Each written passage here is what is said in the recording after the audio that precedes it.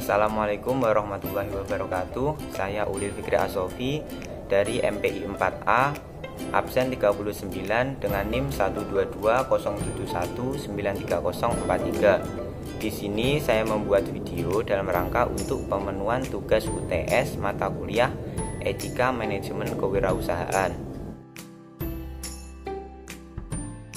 Baik, yang pertama di sini saya akan menjelaskan mengenai konsep manajemen. Manajemen adalah suatu proses pengaturan, pengelolaan, dan juga pemanfaatan sumber daya yang dimiliki organisasi melalui kerjasama dengan antar anggotanya dalam rangka mencapai tujuan organisasi secara efektif dan efisien. Kemudian, manajemen memiliki 4 fungsi yang menjadi elemen dasar yang selalu ada dan melekat pada setiap kegiatan manajemen. 4 fungsi tersebut adalah planning, organizing, actuating, dan controlling. Yang pertama adalah planning atau perencanaan.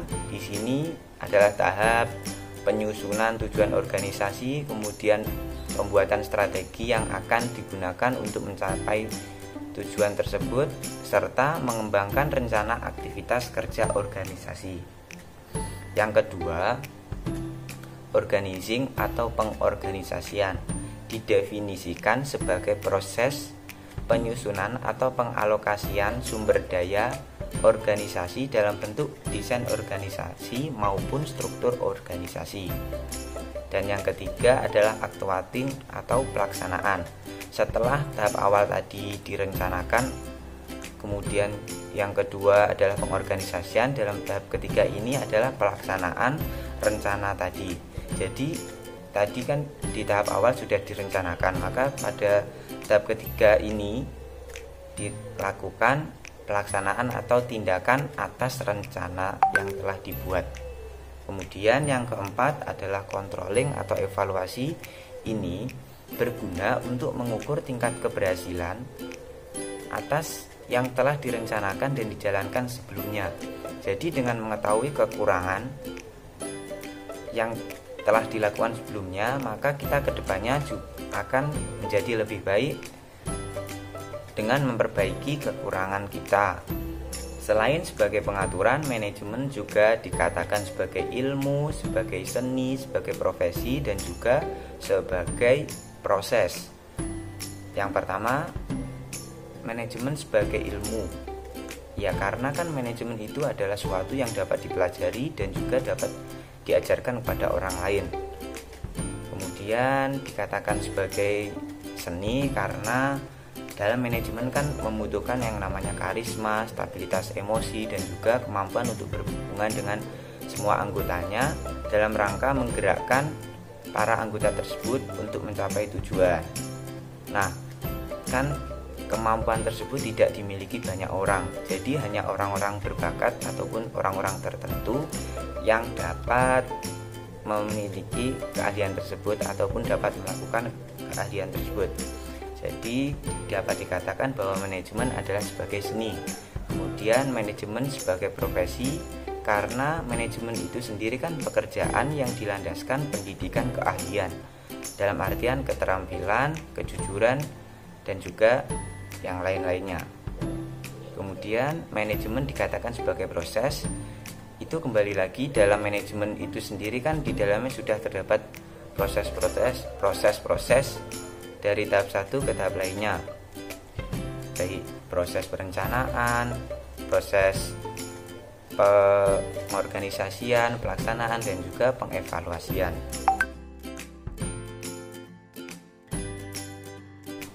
Yang kedua, di sini saya akan menjelaskan mengenai konsep etika.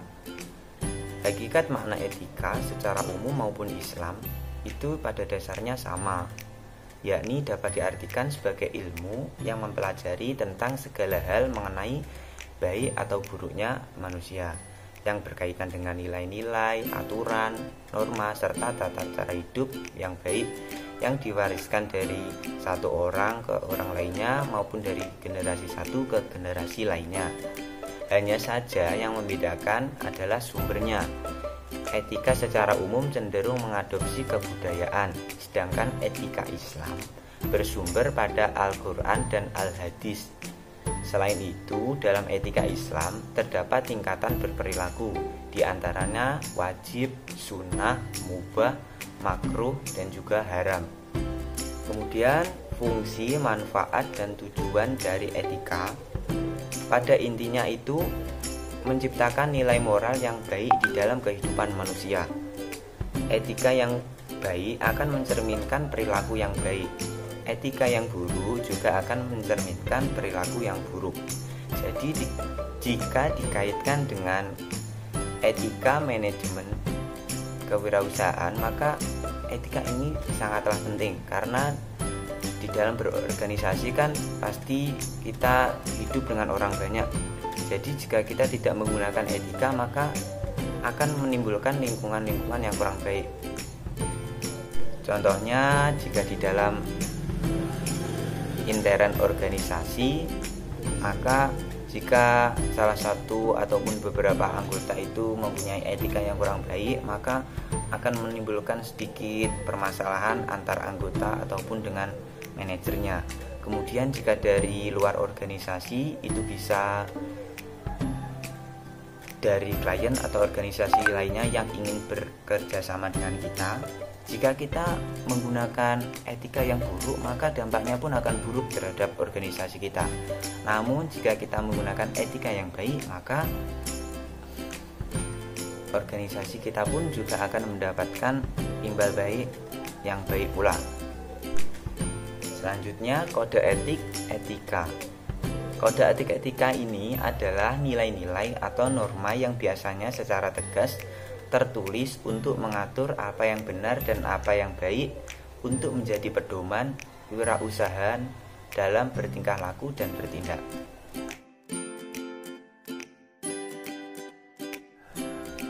Selanjutnya, yang ketiga, saya akan menjelaskan mengenai etika kewirausahaan dalam kehidupan sehari-hari.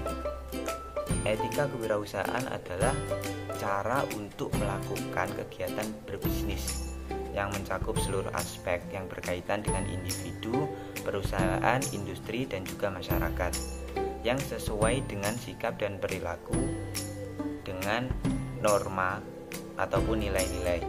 Selanjutnya, yang ketiga, saya akan menjelaskan mengenai etika kewirausahaan dalam kehidupan sehari-hari. Etika kewirausahaan ini adalah cara untuk melakukan kegiatan berbisnis yang mencakup seluruh aspek yang berkaitan dengan individu, perusahaan, industri, dan juga masyarakat. Yang cara-cara tersebut sesuai dengan nilai-nilai atau norma-norma yang berlaku. Dan juga mencakup terkait bagaimana seorang usaha menjalankan bisnis secara adil sesuai dengan hukum yang berlaku dan tidak tergantung pada kedudukan individu ataupun perusahaan di masyarakat. Yang pertama adalah jujur. Salah satu kunci penting untuk mendapatkan kepercayaan dari orang lain adalah dengan kita bersikap jujur. Karena jika orang lain sudah pernah kita bohongi satu kali, maka orang lain akan sulit untuk mengembalikan kepercayaan tersebut kepada kita. Yang kedua adalah integritas. Banyak yang fasih berbicara soal integritas, namun sedikit yang paham akan makna dari integritas itu sendiri. Integritas identik dengan sifat konsisten. Integritas merujuk pada memiliki karakter yang konsisten yang ditunjukkan dengan penyelenggaraan pikiran, perkataan, dan perbuatan. Integritas terkadang menuntut seseorang untuk memiliki keberanian dalam melakukan hal yang benar serta keberanian untuk mengakui kesalahan yang telah diperbuat. Yang ketiga, menepati janji. Janji merupakan sesuatu yang harus ditepati, dan itu juga menentukan kepercayaan orang lain kepada kita. Jika kita menepati janji, maka orang lain itu pasti mempercayai kita dengan baik. Jika kita tidak menepati janji satu kali pun, maka orang lain itu akan sulit mempercayai kita. Yang keempat adalah akuntabel, merupakan sifat satu tingkat di atas bertanggung jawab. Seseorang yang memiliki sifat akuntabel tidak akan keberatan mempertanggungjawabkan hasil pekerjaannya, serta tidak keberatan menerima gugatan atas hasil pekerjaannya yang kurang. Yang kelima, loyalitas. Kesetiaan atau loyalitas juga merupakan etika bisnis dari seseorang pembisnis yang harus diterapkan. Seorang pembisnis haruslah setia kepada bisnis yang dijalani, tim, bahkan pada diri sendiri. Setia pada diri sendiri lebih kepada setia dalam keteguhan hati dalam melakukan pekerjaan dengan baik dan benar. Keenam, sikap peduli, yaitu seorang pembisnis haruslah memiliki sikap peduli terhadap sesama. Rasa peduli tersebut akan melahirkan perasaan empati dan belas kasih terhadap konsumen, karyawan, hingga rekan bisnis. Dan itu akan menciptakan suatu hubungan yang baik terhadap kita. Yang ketujuh, harus memiliki jiwa kepemimpinan. Hal yang paling kecil yang merupakan bagian dari jiwa kepemimpinan adalah rasa tanggung jawab. Bentuk tanggung jawab yang paling kecil adalah tanggung jawab pada diri sendiri. Apakah pekerjaan dalam bisnis sudah dapat diselesaikan dengan baik dan benar tanpa ada kesalahan? Kalaupun ada kesalahan, kita harus berani memperbaikinya.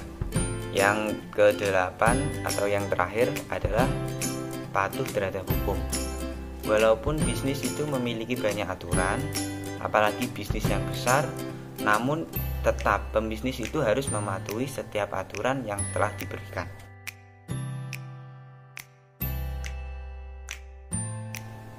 Baik, selanjutnya yang keempat saya akan menjelaskan mengenai konsep kewirausahaan dan tujuan kewirausahaan dalam Islam.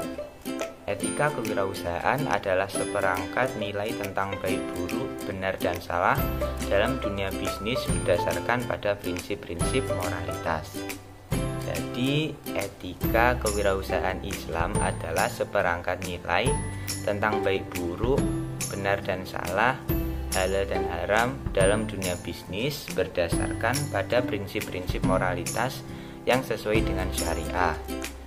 Dalam pengertian yang lain, etika kewirausahaan Islami merupakan suatu proses dan upaya untuk mengetahui hal-hal yang benar dan yang salah, yang selanjutnya tentu melakukan hal yang benar berkenaan dengan produk, pelayanan, perusahaan, dengan pihak yang berkepentingan dengan tuntutan perusahaan.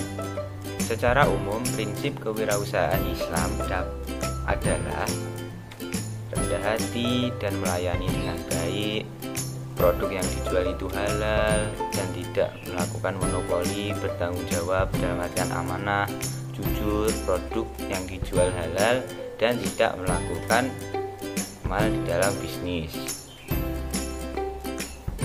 Kewirausahaan Islam ini bertujuan agar kegiatan ekonomi yang dijalankan tidak menyelamatkan sumber daya alam dari penggunaan yang dieksploitasi.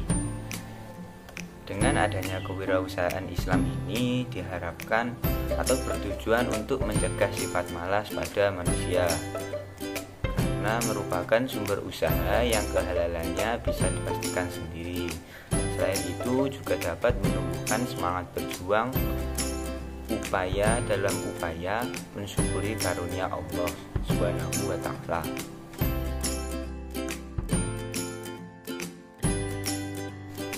Baik, yang kelima di sini saya akan menjelaskan mengenai sifat dan karakteristik wirausaha sukses. Seorang wirausaha hendaknya memiliki sifat-sifat sebagai berikut. Yang pertama adalah motivasi untuk berprestasi. Jadi, kita dalam melakukan wirausaha, jika tanpa motivasi untuk berprestasi, pasti dalam melakukan pekerjaan kita kurang bersemangat. Jadi harus dilandasi dengan motivasi untuk berprestasi. Yang kedua adalah selalu perspektif. Perspektif ini mencerminkan bahwa seorang usaha harus berusaha dan memanfaatkan peluang dengan penuh perhitungan.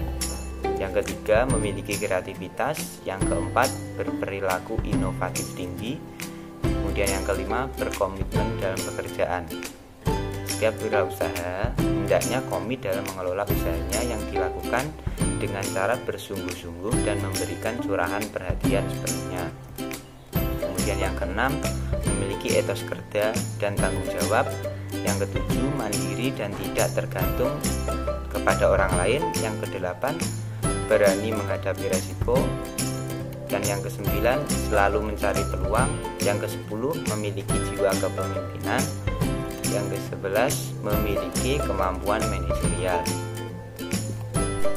Sementara itu, ada 10 karakteristik wirausaha seperti yang dikatakan oleh William Bigrave. Yang pertama itu adalah konsep dream. Sebagai calon wirausaha harus selalu mempunyai mimpi yang harus diwujudkan dan misi yang jelas terhadap masa depan bisnisnya. Yang kedua adalah konsep decisiveness, artinya sebagai calon wirausaha yang sukses harus cepat dalam mengambil keputusan. Kemudian yang ketiga, konsep doors, artinya sebagai calon wirausaha yang sukses harus selalu mempunyai action atau tindakan yang nyata. Jadi jika kita ingin menjadi seorang wirausaha yang sukses, kita tidak boleh hanya mengandalkan mulut kita untuk berbicara, tetapi lebih ke tindakan. Yang keempat, konsep determination, yaitu artinya harus selalu mempunyai tekad yang kuat. Yang kelima, konsep dedication, artinya dalam bekerja kita tidak boleh mengenal istilah kerja sampingan. Jadi seolah-olah kita itu mendedikasikan hidup kita itu untuk pekerjaan tersebut, agar kita melakukan pekerjaannya itu dengan sepenuh hati. Yang keenam, konsep devotion, yaitu harus bisa mencintai bisnis yang sedang dijalani. Yang ketujuh, konsep details, harus tahu sekecil apapun faktor penghambat kemajuan usaha kita. Yang kedelapan yaitu konsep destiny, artinya seorang usaha harus mempunyai rasa percaya diri yang tinggi bahwa apa yang dikerjakan dan diusahakannya tersebut akan membawa kesuksesan. Kesembilan adalah konsep dolar, yakni harus memperhatikan bagaimana kelangsungan hidup bisnis yang sedang dijalani. Yang terakhir yaitu konsep distribute, artinya sebagai calon wirausaha yang sukses, kita itu harus bisa menyalurkan ilmu dan pengalaman yang telah kita dapat kepada orang lain. Agar apa? Agar orang sekitar kita juga bisa menjadi sukses seperti kita.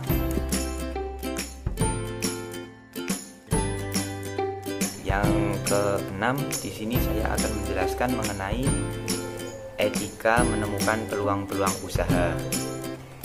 Baik, peluang usaha itu sendiri artinya kesempatan atau waktu yang tepat yang seharusnya diambil atau dimanfaatkan bagi seorang wirausahawan untuk mendapatkan keuntungan. Sementara itu, sumber-sumber peluang usaha itu bisa muncul melalui hobi dan mungkin sebelumnya tidak disadari bisa dijadikan peluang usaha. Seseorang wirausaha harus menciptakan ide-ide yang bisa menjadi peluang usaha. Ide-ide yang berpeluang usaha bisa didapatkan dari hal seperti cita-cita, tekanan, kecenderungan pasar, inovasi baru, komplement produk, peristiwa, dan lain-lain. Seperti saat ini kan, ini di masa pandemi di mana semua kegiatan itu dialihkan ke basis online. Nah, kita melihat keadaan seperti ini harus memanfaatkan peluang yang ada, yaitu online shop, berjualan melalui media sosial. Ini adalah peluang yang sangat besar karena bagaimanapun melihat kondisinya yang sangat membatasi kegiatan di luar rumah, maka orang-orang pasti akan memilih jual beli melalui online shop. Baik, mungkin itu saja yang bisa saya sampaikan. Kurang lebihnya saya mohon maaf. Sekian, wassalamualaikum warahmatullahi wabarakatuh.